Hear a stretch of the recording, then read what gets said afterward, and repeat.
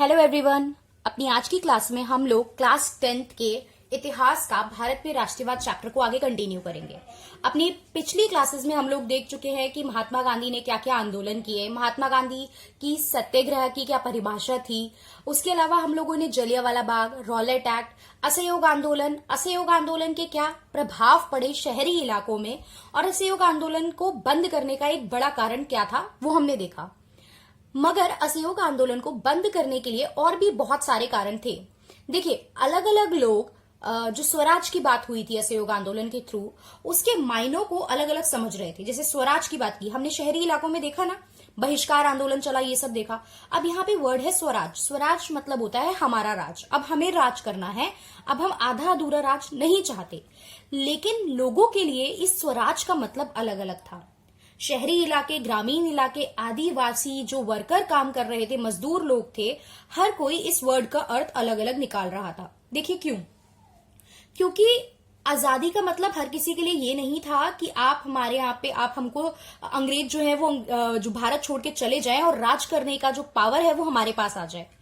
अब मैं बात करती हूँ एक किसान के लिए। देखिए, एक किसान परेशान था जमींदारों से, जमींदारों के द्वारा लगाए जाने वाले करों से। उसको अपनी ही जमीन नहीं मिल पा रही, पैसा इतना एक्स्ट्रा देना पड़ रहा है, तो उसको उस सब से निजात मिल जाए, छुटकारा मिल जाए, तो उसके लिए वो स्वराज हो गया। वहीं अगर मैं महिलाओं की बात करूं तो महिलाओं को तो जीने का हक नहीं था। सती प्रथा आप जानते हो, ठीक है। विडो रीमैरिज जो थी, विधवा की शादी का कंसेप्ट जो चलता था, वो बहुत ज्यादा परेशान वाली सिचुएशन थी। तो ये सारी चीजें परेशान वाली थी, तो उनके लिए उन सब से छुटकारा, उनको पढ़ाई के अवसर मिल जाए, ये सारी चीजें उनके लिए क्या थी? उनके लिए एक अवसर था। स्वराज की परिभाषा उनके लिए ये थी। तो वहीं अलग अलग लोग इस स्वराज को, ये आंदोलन फैला।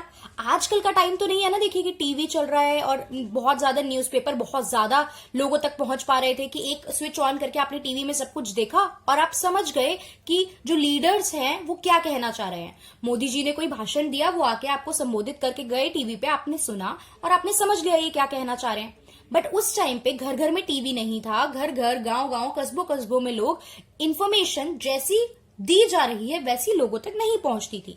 तो यही कारण था जिस वजह से क्या अलग अलग जगह इसके आयाम को अलग अलग समझा गया। क्वेश्चन बन सकता है कि इसके अर्थ को अलग अलग लोग अलग अलग अर्थ निकाल रहे थे। ग्रामीण लोगों ने अलग निकाला, आदिवासियों ने अलग निकाला, तो इसके क्या कारण है? ठीक है, तो स्थानीय नेता अलग अलग थे, तो लोग वही समझ रहे थे जो स्थानीय नेताओं के द्वारा उन तक पहुंच रहा था। प्लस इसमें हम लोग देखेंगे कि जो कम्युनिकेशन के साधन थे वो इतने स्ट्रांग नहीं थे जिससे लोगों तक बात पहुंच पाती। संचार के माध्यम जो थे वो इतने ज्यादा अच्छे नहीं थे। ठीक है, शहरों में हम देख चुके थे, आज हम सीधा बात करते हैं ग्रामीण इलाकों की। देखिए, ग्रामीण इलाकों की बात की जाए तो ग्रामीण इलाकों का कंसेप्ट समझो पहले होता क्या था। ग्रामीण इलाकों में मजदूर अपॉइंट कर लिए जाते थे, मजदूरों से काम कराया जाता था और उन्हें बेगार बना के काम कराया जाता था। बेगार मतलब काम भी करवा लिया और काम के बदले में उन्हें पैसा भी नहीं दिया। बेगार मतलब ही क्या होता है? बिना वेतन के काम कराना। तो वहीं अवध में, अवध जगह आपको पता होगी, ठीक है। अवध में क्या हुआ? अवध में नेतृत्व कर रहे थे, इसका हेड कर रहे थे इस मूवमेंट को कौन? बाबा रामचंद्र। अब बाबा रामचंद्र कौन है? बाबा रामचंद्र एक सन्यासी और एक गिरमिटिया मजदूर हैं। अब क्वेश्चन आता है हमारे दिमाग में, ये गिरमिटिया मजदूर क्या होते हैं? तो देखिए, गिरमिटिया मजदूर वो लोग होते हैं जो ब्रिटिश काल के दौरान पे ना, ब्रिटिश अपने टाइम पे उन लोगों को नौकरी के लिए बाहर की कंट्री जैसे फिजी ले गए, वेस्ट इंडीज ले गए, ऐसी बहुत सी जगहों पे इनको काम करने के लिए लेके चले गए थे। तो ये वहां पे काम करने गए थे और वापिस भी आ गए थे और यहाँ आके अवध में इस चीज का नेतृत्व कर रहे थे कौन? बाबा रामचंद्र। ऐसे बहुत से और भी लोग हैं जो आज तक भी वापिस नहीं आ पाए हैं और उनकी पूरी जनरेशन जो है वो आज तक भी वहीं रह रही है। वो लोग वहां गए, वहीं सेटल हुए, उसके बाद सारी जनरेशन उनकी वहीं बाहर की कंट्रीज में सेटल हो गई हैं। तो आज की डेट में भी ये लोग गिरमिटियाज नाम से जाने जाते हैं। ठीक है, 1920 में जवाहरलाल नेहरू गए अवध में दौरा करने, मतलब लीडर जाते हैं कि क्या परेशानी है, क्या दिक्कतें हो रही हैं। उन्होंने वहां की दिक्कतों को सुना, समझा और अवध किसान सभा, किसानों की एक सभा का क्या करा? गठन करा। तो अवध किसान सभा जवाहरलाल नेहरू और बाबा रामचंद्र की हेड में, under the surveillance, under the नेतृत्व ऑफ जवाहरलाल नेहरू और बाबा रामदेव के अंडर बनाई गई। क्या बनाई गई? अवध किसान सभा। अब ये सभा बनाई गई तो कुछ आधार पे बनाई गई होगी। क्यों बनाई गई? कारण क्या था? तो बेसिकली इस सभा की 3 मांगे थी। पहली, आप बेगार व्यवस्था खत्म कर दीजिए। दूसरी, लगान कम होना चाहिए, जो टैक्स लगता है, लगान लगता है, उसको कम करो, वो बहुत ज्यादा ही चार्ज हो रहा है।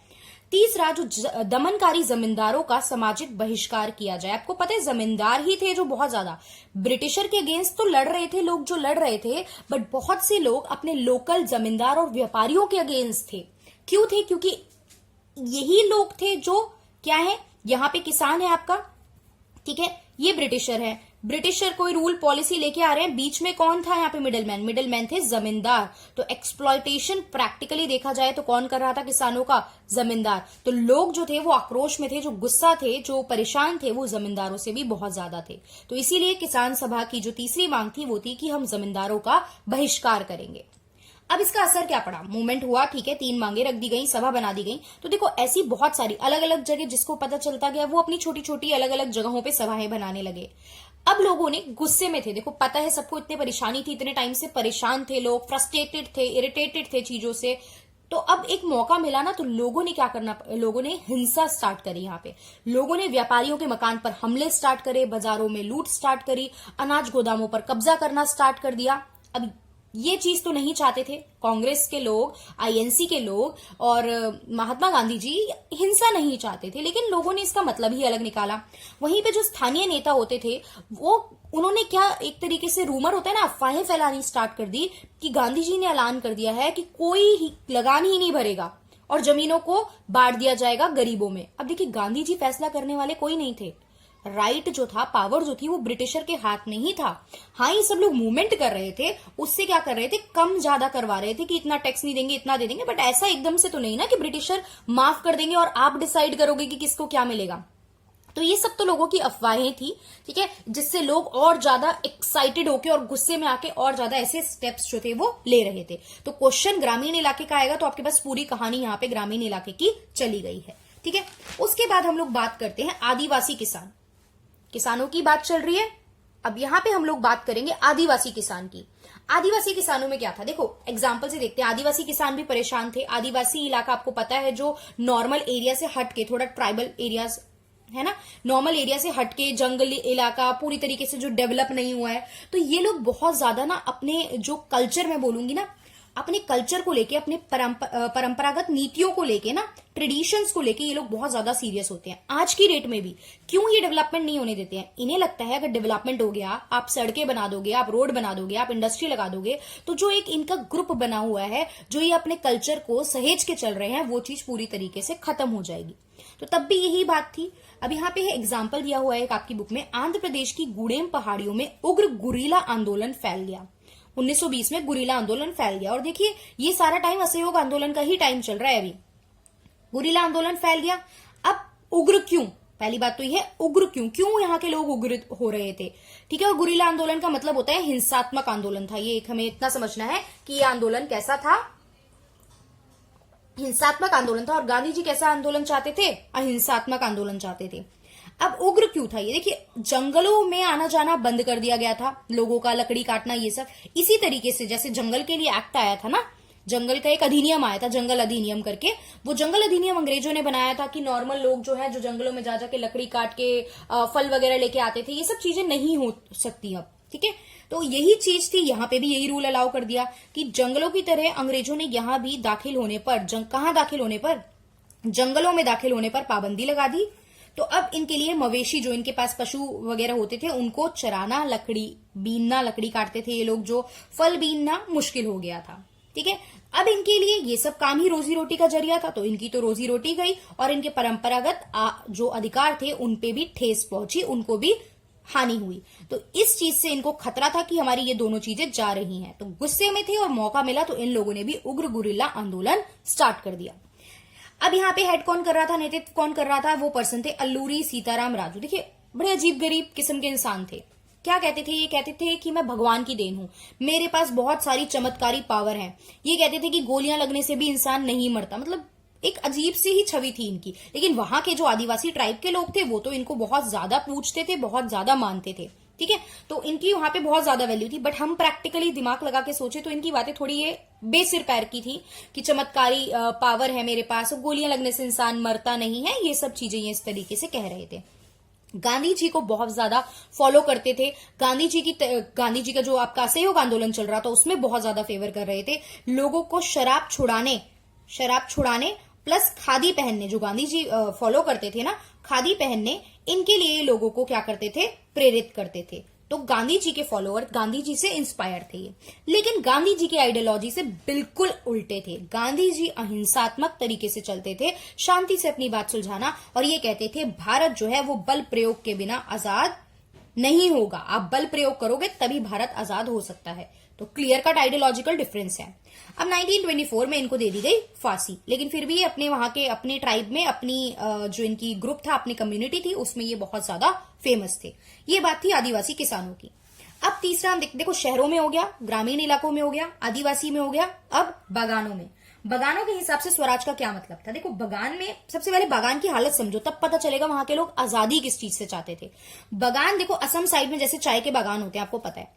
अब असम में पॉपुलेशन तो उतनी होती नहीं है, जनसंख्या उतनी नहीं थी असम में, तो काम करने के लिए लोग कहां से लाएंगे? और चाय का बिजनेस आपको पता है बहुत अच्छा बिजनेस है, अंग्रेजों को बहुत फायदा होगा। तो मुझे चाहिए लोग वहां पे काम करने के लिए, लोग चाहिए, तो आपके देश के इधर उधर कोनों कोनों से लाके लोग असम में इन्होंने नौकरी पर, वहां पे उनको बागानों में काम दिया।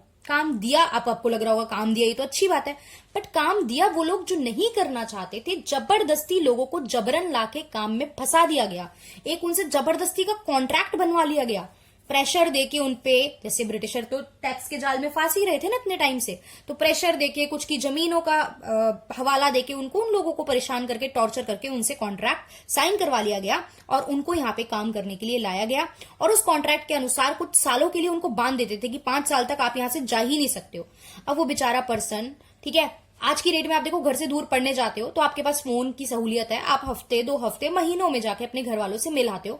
ये 5 साल के लिए अलग हो गए हैं, बीच में इनका जाने का भी इनके पास कोई ऑप्शन नहीं था। और अगर कॉन्ट्रैक्ट तोड़ा तो इनको जो थी पनिशमेंट की बात कही जाती थी कि आपको मिलेगी सजा। तो बेचारे ये लोग की हालत बहुत खराब थी, फंस चुके थे। और 1859 में एक एक्ट आया था, एक्ट आ रहा है तो कौन ला रहे हैं? ब्रिटिशर ही ला रहे हैं, हमारे पास राइट नहीं है बनाने का। इंग्लैंड इमिग्रेशन एक्ट, जिसके तहत बागान मजदूरों को वहां से बाहर जाने की आजादी नहीं थी। समझ गए आप क्यों नहीं थी? क्योंकि एक्ट में लिख दिया गया था कि भैया यहां से बाहर नहीं जा सकते हो। अब जैसे ही इन लोगों तक, ये कानों तक थोड़ी मोड़ी खबर लोगों से पहुंची, तो इन्हें क्या लगा कि गांधी राज आ गया, अब सब कुछ हो सकता है, अब सब आसान है, अब हम घर जा सकते हैं। इन्होंने वहीं के वहीं अपना काम छोड़ा सबने, और सब अपने अपने घर की तरफ निकल दिए। अब रिलैक्स हो गए कि गांधी राज आ गया है, हम खुश हैं, हमारे अच्छे दिन आ गए हैं।